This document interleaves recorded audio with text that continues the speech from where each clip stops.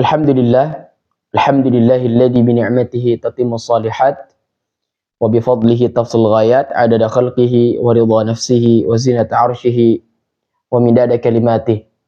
Allahumma taqabbal minna innaka antas sami'ul 'alim wa tub 'alaina innaka antat tawwabur rahim. Allahumma qasim lana min khasyatika ma tahulu bihi bainana wa baina ma'siyatik wa min ta'atika ma tuballighuna bihi jannatak wa minal yaqini ma tuhawwinu bihi alaina masaibad dunya wa matti'na bi asma'ina wa absarina wa quwwatina ma ahyaitana waj'alhu al-waritha minna waj'al tha'rana 'ala man zalamana wansurna 'ala al-qaumi al-kafirin.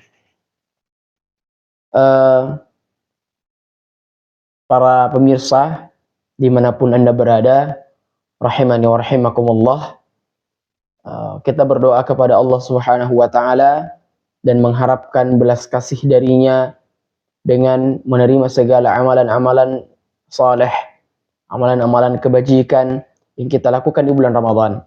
Alhamdulillah, tak terasa kita sekarang sudah berada di bulan Syawal, di mana bulan Syawal ini memiliki banyak keutamaan dan memiliki banyak sunnah yang Rasulullah SAW anjurkan untuk kita sebagai seorang yang cinta dengannya untuk mengikuti seluruh sunnahnya tersebut dan berusaha untuk mempraktekkannya.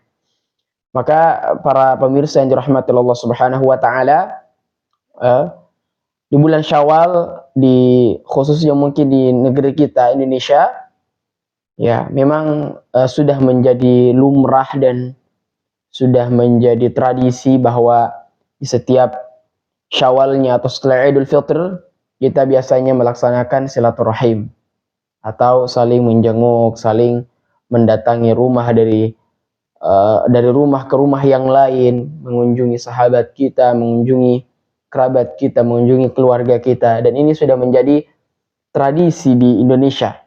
Nah, apakah ada di syariat kita? Apakah dia sudah termasuk dengan apa yang kita lakukan selama ini?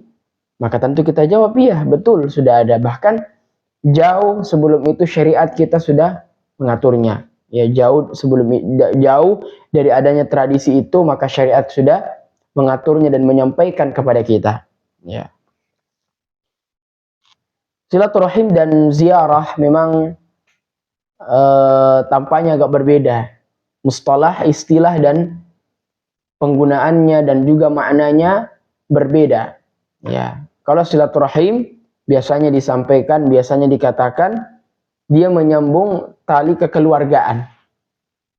Dia menyambung tali kekeluargaan. Adapun ziarah, maka itu hanya mengunjungi orang-orang yang bukan senasab, atau mungkin kita bisa katakan mengunjungi sahabat, ya bertemu dengan mereka, makan dengan mereka dan seterusnya. Maka ini ziarah. Nah, apakah semua itu ada dalam syariat kita? Maka kita katakan ada. Ada dalilnya, kita akan sampaikan. Ya. Jadi para pemirsa yang dirahmati Allah Subhanahu wa taala, bahwa syariat telah mengatur itu semua dan tentu semuanya memiliki keutamaan. Bagaimana keutamaan silaturahim dan juga bagaimana keutamaan ziarah. Maka insyaallah pada kesempatan kali ini ya kami berusaha menyampaikan dan juga membahasnya sesuai dengan apa yang kami ketahui. Ya, para pemirsa dimanapun Anda berada, bahwasanya silaturahim adalah sebuah kegiatan atau sebuah perlakuan yang sangat baik tentunya. Karena dengan adanya silaturahim ini kita bisa saling mengenal, kita bisa saling memperhatikan. Ya. Tentu dalam syariat kita itu sudah dimasukkan dalam kitab Al-Quran dan Sunnah. Maka Nabi Shallallahu Alaihi Wasallam mengatakan, disebutkan dalam kitab Bulughul Maram bab silaturahim, Nabi Shallallahu Alaihi Wasallam mengatakan, man ahabba ayyubsata lahu fi rizqihi wa yunsa'a lahu fi atharihi falyasil rahimahu. Nabi Shallallahu Alaihi Wasallam mengatakan, barang siapa yang ingin dilapangkan rezekinya dan dipanjangkan umurnya, maka hendaklah dia menyambung tali silaturahim. Apakah ini maknanya majazi atau maknawi? Sesuai dengan konteks, ya. Apakah langsung seperti itu? Maka kita akan bahas insyaallah ta'ala. Pertama, bahwa nikmat yang Allah Subhanahu wa taala berikan dengan lapangnya rezeki dan dipanjangkan umur adalah nikmat yang semua manusia mau. Semua manusia harapkan. Dua nikmat ini, dilapangkan rezeki. Kita bisa beli harta-harta yang kita inginkan atau properti-properti yang kita inginkan. Kita bisa hidup nyaman, hidup bebas. Ya, duit selalu ada, ya. Itu dilapangkan rezeki. Atau mungkin maksud yang lain dilapangkan rezekinya, ya, misalnya diberikan keturunan yang saleh dan salihah, diberikan kesempatan untuk selalu takarrub kepada Allah Subhanahu wa taala. Kemudian dipanjangkan umurnya. Nabi Shallallahu Alaihi Wasallam mengatakan, "A'mar ummati baina 60 ila 70." Naam, atau kama qala Nabi SAW, bahwa umur umatku itu hanya kisaran 60-70 tahun saja. Ya, adapun yang kalau ada lewat dari itu, maka itu adalah bonus dari Allah Subhanahu wa taala atau tambahan dari Allah Subhanahu wa taala. Tapi bagaimana caranya kita bisa memanjangkan umur itu? Nah, ternyata Nabi Shallallahu Alaihi Wasallam menggabungkan semua tadi, dilapangkan rezeki dan dipanjangkan umurnya dengan menyambung tali silaturahim, dengan menyambung tali silaturahim. Maka Nabi SAW mengatakan tadi, man ahabba ayyubasata lahu fi rizqihi wa yunsa'alahu fi atharihi falyasil rahimahu. Maka sambunglah tali silaturahim. Nah, sekarang apakah hadis ini bermakna majazi atau maknawi? Maksudnya apakah kita ketika menyambung tali silaturahim itu, apakah Allah langsung memanjangkan umur kita? Apakah Allah langsung melapangkan rezeki kita, melancarkan rezeki kita? Ternyata hadis ini maknanya majazi. Gak langsung Allah Subhanahu wa ta'ala memanjangkan semuanya, melapangkan semuanya. Ternyata kata para syurahul hadis mengatakan bahwa yang dimaksud dengan dilapangkan rezekinya dan dipanjangkan umurnya adalah keberkahan. Apa itu barakah? Kita sering mendengarkan kata-kata barakah. Berartinya itu bertambah dan berkembang. Artinya gini, kalau saja umur kita 40 tahun, karena umur ini adalah takdir, nggak bisa dirubah-rubah. Nggak bisa dirubah-rubah.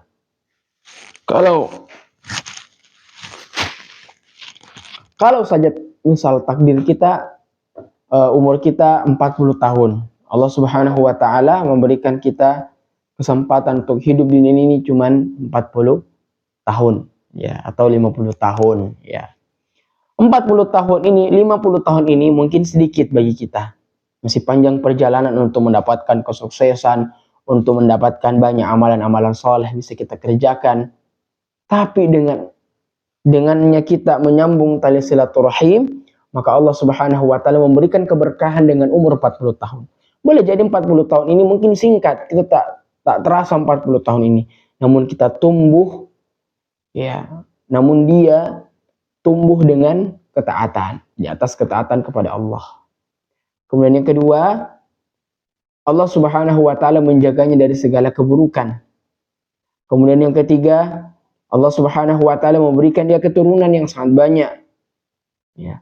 Kemudian yang keempat, mereka, ya, Allah Subhanahu wa ta'ala memberikan banyak kepada mereka, ya, rezeki dan juga ketaatan kepada Allah. Intinya berkah dari umur tersebut itu ada. 40 tahun tapi umurnya berkah. Dia bisa melaksanakan amalan soleh di 40 tahun itu. Tidak fokus kerja, namun rezekinya ada. Ya, banyak orang seperti itu. Kemudian dilapangkan rezekinya. Apakah Allah Subhanahu wa ta'ala langsung ya melapangkan rezekinya, kasih duit selalu ya, dilapangkan ya, karena kita pengertiannya rezeki itu sekarang Indonesia duit, uang. Tidak.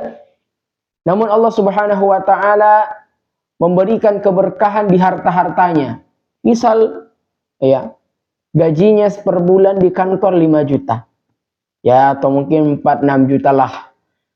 5-6 juta ini ya Allah Subhanahu wa taala memberikan keberkahan di setiap uangnya atau di 6 juta ini. Mungkin 6 juta gajinya tapi dimanfaatkan untuk silaturahim, berikan orang tuanya, berikan hadiah kepada ponakan-ponakannya, cucu-cucunya ya.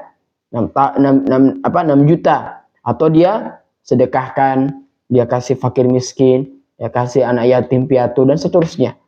Maka mungkin gajinya 6 juta sedikit ya, sedikit bagi orang yang banyak, yang mendapatkan banyak dari mungkin kantornya, tapi 6 juta ini berkah dibanding mereka yang dapat puluhan juta, ratusan juta per bulan, namun gajinya tidak berkah atau tidak mendapatkan keberkahan dari Allah Subhanahu wa taala. Nah, maka ini yang dimaksudkan.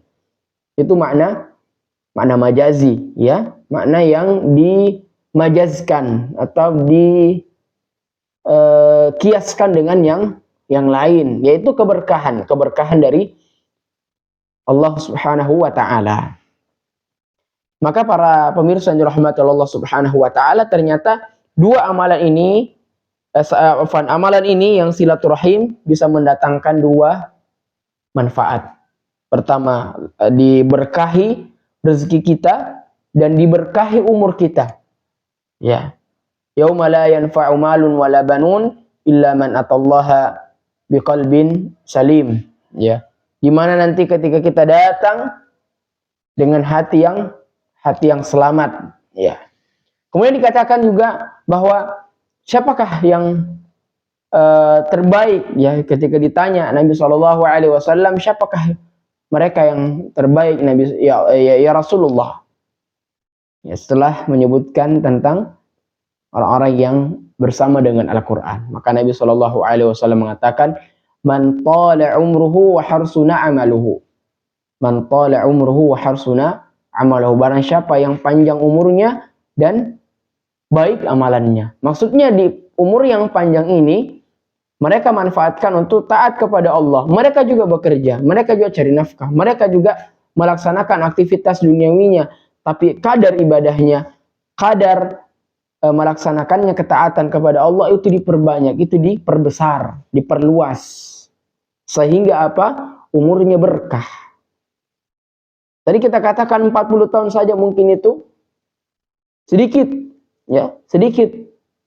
Tapi 40 tahun itu dia manfaatkan sebaik-baiknya dengan Allah menurunkan al-barakah dalam kehidupannya. Kemudian selanjutnya, para pemirsa yang dirahmati Allah Subhanahu wa taala, fadlu ziyarah.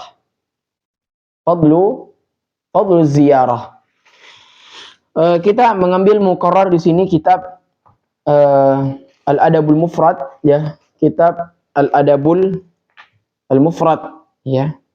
Karya Al-Imam Al-Hafidh Abi Abdullah Muhammad bin Ismail Al-Bukhari yang ditulis oleh Imam Bukhari rahimahullahu taala, yang dijuluki dengan Jabalul Hifdz atau orang yang juga banyak meriwayatkan hadis atau banyak menulis hadis-hadis Nabi sallallahu alaihi wasallam. Dikatakan di sini bahwa kita bacakan hadisnya dulu. Haddatsana Sulaimanu bin Harbin wa Musa bin Ismail qala haddatsana Hammad bin Salamah an Thabitin an Abi Rafi' an Abi Hurairah radhiyallahu anhu anin Nabi sallallahu alaihi wasallam qala zara rajulun akhahu lahu fi qaryatin fa arsadallahu lahu malakan ala madrajatihi faqala aina turid قال أخان لي في هذه القرية فقال هل له عليك من نعمة تربها قال لا إني أحبه في الله قال فإني رسول الله إليك أن الله أحبك ما أحببته. hadis yang datang dari sahabat Abu Hurairah. Ya, Abu Hurairah juga sahabat yang paling banyak meriwayatkan hadis, ya. Bayangkan Abu Hurairah radhiyallahu taala anhu kesempatan hidupnya dengan Nabi Shallallahu alaihi wasallam sangat sedikit, hanya beberapa tahun saja, namun ternyata beliaulah yang paling banyak memanfaatkan waktu-waktu itu untuk mencatat hadis-hadis dari Nabi Shallallahu alaihi wasallam. Apa saja sabdanya beliau tuliskan, dan ya jadilah kitab-kitabnya, dan kita selalu mendoakan beliau radhiyallahu anhu, ya, semoga Allah Subhanahu wa taala meridainya. Di sini katakan zara rajulun akhahu lahu fi qaryatin, ya, bahwa ada seseorang yang melaksanakan kunjungan atau ziarah, ya, ziarah akhan lahu fi qaryatin. Ada seseorang yang sedang melaksanakan ziarah. Beliau menziarahi saudaranya. Fi qaryatin, di sebuah desa, di sebuah kampung atau di sebuah kota. Fa arsadallahu lahu malakan ala madrajatihi. Maka Allah akan mengutus kepadanya seorang malaikat untuk mengawalnya dan mengawasinya dan menemaninya. Faqala, jadi ketika sampai di kota tersebut atau di kampung tersebut, maka malaikat ini mengatakan, bertanya kepada orang yang dia temani, aina turid, ya, yang mana kamu mau? Ya, qala akhan li fi hadhihi al-qaryah, saya mau ketemu dengan teman saya di kampung ini, di desa ini. Faqal, maka berkata lagi malaikat tersebut, hal lahu 'alaika min ni'matin tarubbuha, apakah dia memiliki atas kamu nikmat? Maksudnya apakah dia punya hajat dengan kamu, misal kayak bayar utang, ya, punya transaksi, punya dagang, punya kewajiban. Maka orang ini mengatakan qala la, dia mengatakan tidak, inni uhibbuhu fillah, tidak, sesungguhnya aku ini cinta, saya cinta dengannya karena Allah Subhanahu wa taala. Pemirsa yang dirahmati Allah Subhanahu wa taala, bahwa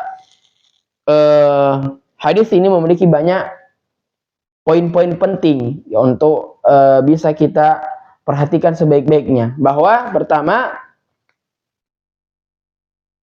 siapa yang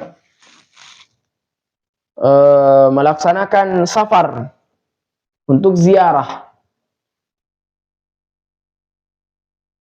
semakin jauh tempat tersebut, maka semakin besar pahala yang dia dapatkan.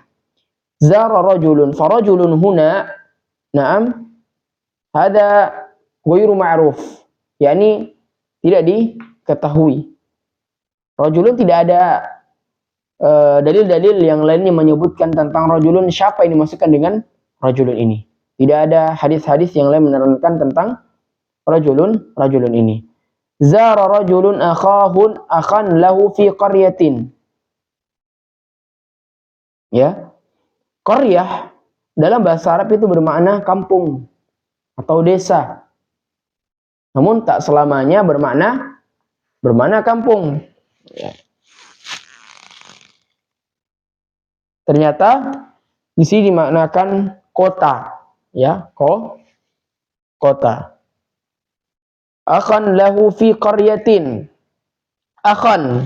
Nah, apakah yang dimaksudkan di sini akhan yang saudara yang bernasab atau saudara yang fillah, teman? Ya. Maka ikhtalafa ulama bihadhil mas'alah. Maka tentu ada ikhtilaf di kalangan ulama, para syarahul hadis, apakah yang dimaksud dengan akhan di sini, apakah dia saudara senasab atau teman biasa? Saudara biasa, ya, seperti teman, ya. Maka yang rajih insyaallah bermakna saudara bukan senasab, saudara fillah, ya, teman, ya. fa'arsadallahu lahu malakan ala madrajatihi. Maka Allah akan mengutus kepadanya malaikat. Atau Rasulullah ya na'am, dia mengutus ya malaikat, fa'arsadallahu lahu malakan, satu malaikat ya, ala madrajatihi ay ala tariqihi. Jadi dia Allah Subhanahu wa taala ya bukan mencintai ya, Allah Subhanahu wa taala mengutus malaikat untuk mengawasinya, menemaninya di perjalanan tersebut ya, sampai dia di jalan ya. Farsadallahu lahu malakan fi ala madrajatihi. Para pemirsa dirahmatullah Subhanahu wa taala, salah satu tanda kita saling mencintai dengan saudara kita adalah dengan saling berziarah. Salah satu tanda kita cinta dengan saudara kita, cinta dengan teman kita, teman seperjuangan, pokoknya teman, maka tandanya adalah kita saling berziarah. Sebagaimana kita sebutkan tadi di awal bahwa kata akhan yang ada dalam hadis ini, akhan ya, bukan bermakna saudara senasab, tapi tentu juga itu diutamakan, saudara senasab. Tapi yang dimaksudkan di sini adalah saudara yang bukan senasab atau saudara fillah, teman.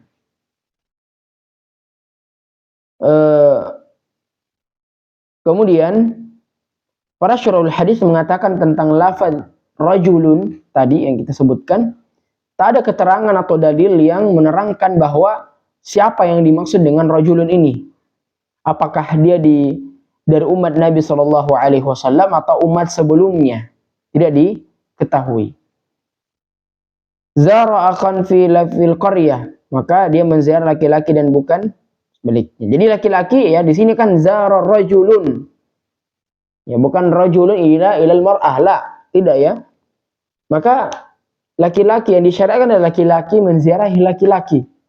Perempuan menziarahi perempuan. Tentu kalau laki-laki yang ingin menziarahi perempuan, tentu ada had, ada batasan-batasan yang harus kita ketahui dan harus kita perhatikan. Ada batasan-batasan yang harus kita jaga ketika berziarah dengan perempuan.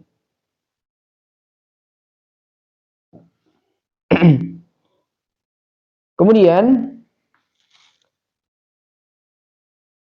kata-kata qaryah ya, lahu fi qaryatin dan seterusnya, di dalam riwayat Imam Muslim rahimahullahu taala disebutkan qaryatin ukhra, atau di kampung yang lain, atau di kota yang misalnya dari Makassar ke Jakarta, kemudian Surabaya ya, Surabaya ke Medan misalnya. Semakin jauh kita lakukan safar tersebut untuk kita ziarahi saudara kita, maka tentu semakin besar pahala yang kita dapatkan. Ya, sebagaimana kaidah yang kita ketahui bersama, al-ajru ala qadri masyaqqah. Sesungguhnya kadar pahala itu, kadar balasannya itu sesuai dengan masyaqqah yang dihadapi, sesuai dengan kesulitan yang dia dapatkan. Kemudian disebutkan fa'arsadallahu lahu malakan. Kemudian diutusnya malaikat atau diturunkannya malaikat untuk mengawasi seseorang itu yang melaksanakan safar. Kita perhatikan bahwa kalau saja pemimpin-pemimpin itu, biasanya pemimpin-pemimpin, wali kota, pemerintah, presiden, itu dikawal dengan ya tentara yang Masya Allah. Mobil-mobil ya, mobil polisi. Tapi ini kunjungan silaturahim yang biasa mungkin.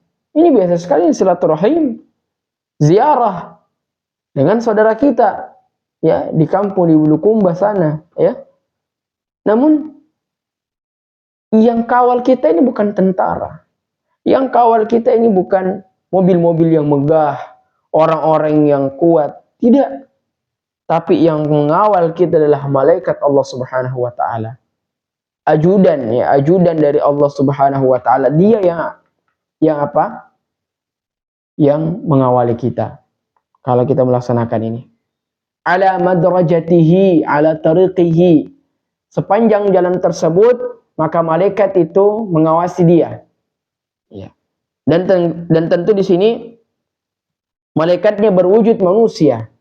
Ya, tidak mungkin dia berwujud yang lain kalau bukan manusia, karena dia menemani manusia. Dan kita ketahui bahwa Allah lah yang langsung mengutus dia. Wa ma natanazzalu illa min amri rabbik. Dan sungguh kami tidak akan menurunkanmu, ya. Sampai-sampai malaikat Jibril yang cinta dengan Nabi sallallahu alaihi wasallam, dia tidak akan turun di bumi ini, di Gua Hira ketika itu, untuk menyampaikan wahyu pertama. Dia tidak akan turun sampai ada perintah dari Allah Subhanahu wa ta'ala. Berarti, dalam hadis ini disebutkan bahwa ketika orang bersafar atau melaksanakan ziarah dan seterusnya, selama dia di perjalanan, ada malaikat yang akan menjaganya atau mengawasinya. Dan tentu malaikat ini adalah utusan dan pilihan dari Allah Subhanahu wa ta'ala. Apakah kita tidak berbahagia yang langsung Allah Subhanahu wa ta'ala yang mengawasi kita dengan mengirimkan para malaikat-malaikatnya?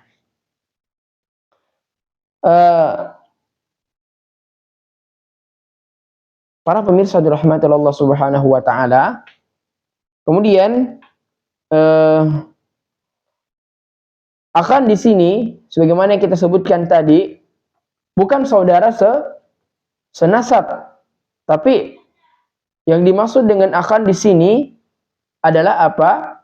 Adalah orang-orang yang tidak senasab dengan kita. Kalau saja orang yang tidak senasab dengan kita Allah utus malaikat ketika kita bersafar ke rumahnya, ke tempatnya, apatah lagi orang yang senasab dengan kita. Atau maka disebutkan, para ulama mengatakan saudara yang paling mulia adalah saudara yang bukan senasab dengan kita. Apatah lagi kalau saudara kita itu dia ikhwani fin nasab wa ikhwani fillah. Ikhwan kita, saudara kita seakidah, semanhaj dan seterusnya, maka ini yang saudara yang paling mulia. Kalau dia bersahabat dengan kita, bersaudara dengan kita, kandung maupun tidak kandung, ya, tapi dia semanhaj dengan kita. Dia seakidah dengan kita, dia sepemikiran dengan kita, maka ini adalah saudara yang paling mulia. Para pemirsa yang dirahmati Allah Subhanahu wa ta'ala, maka di momen-momen seperti ini, di bulan-bulan seperti ini, di waktu-waktu seperti ini kita manfaatkan. Ya, jangan mengatakan saya masih puasa, saya mau puasa dulu baru ini. Ya, puasa masih banyak waktu di Syawal. Kita bisa manfaatkan waktu-waktu yang ada untuk kita menyambung tali silaturahim dengan keluarga kita dan juga para orang-orang yang kita cintai, saudara-saudara kita, teman-teman kita. Ya, karena ini yang disyariatkan oleh Allah Subhanahu wa ta'ala melalui nabinya sallallahu alaihi wa ala alihi wasallam. Hadanallahu iyyakum ajma'in. Subhana rabbika rabbil izzati amma yasifun. Wassalamun alal mursalin walhamdulillahi rabbil alamin. Assalamualaikum warahmatullahi wabarakatuh.